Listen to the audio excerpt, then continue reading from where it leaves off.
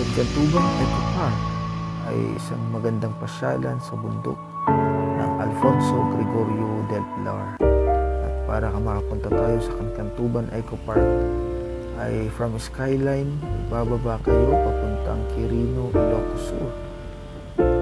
At pag nakikita nyo po yung daan sa may bundok, ito po yung ginagawang kalsada papuntang Cagatuban. Diretsyon lang po natin yung daan dito pababa na papuntang Quirino, pero hindi po tayo aabot doon kasi may signage dito na papuntang Cagatuban at may paakyat na kalsada na ating lalakarin. So dito, yung part na to, yung kalsada na paakyat sa Cagatuban Eco Park. Medyo matarik po yung daan dito dahil talagang bundok talaga at medyo mahirap akyatin. Yung motor po natin ay nakaminor na sa part na ito, kaya kung dalawa siguro yung angas ko dito ay baka may chance na hindi makakaakyat ang ating motor. Hindi ko alam, XR150 po yung gamit nating motor, kaya sa mga pupunta dito habang hindi pa nasa semento yung kalsada dito ay huwag po kayong umakyat dito, lalo na kung madulas ang mga gulong ng motor ninyo kasi maulan ngayon at madulas po yung daan dito at maaari po tayong madisgrasya. So dito sa part na to ay yung sementado na daanan po na puntang Cagatuban. So dito ay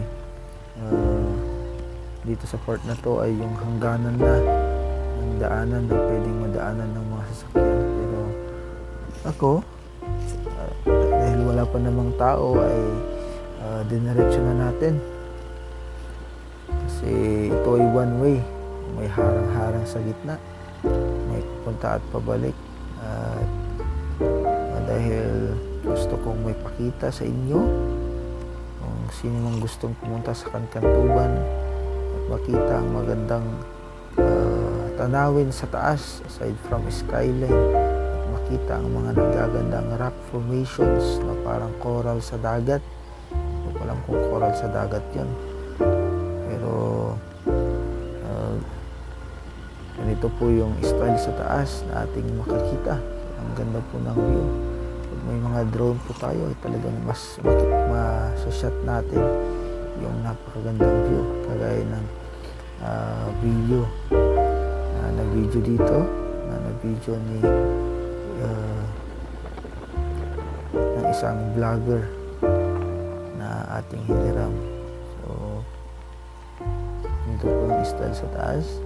So diretso na po dito na sementado, kaya wala pong problema kung uulan, hindi po tayo madudulas, although nawala na yung trail na ating ma-enjoy sana lalakarin, pero ganito po yung style.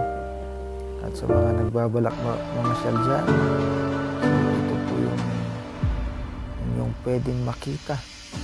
So depende po kung anong oras po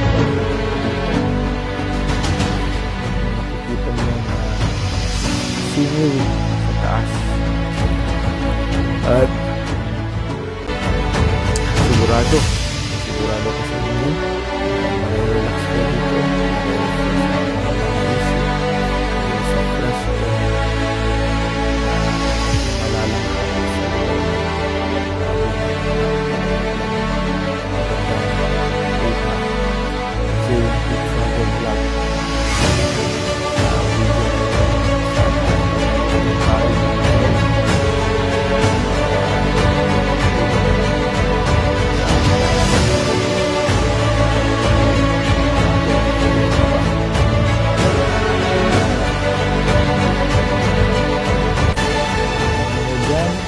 salamat sa pagpapatuloy sa pagsuporta at panonood ng ating video.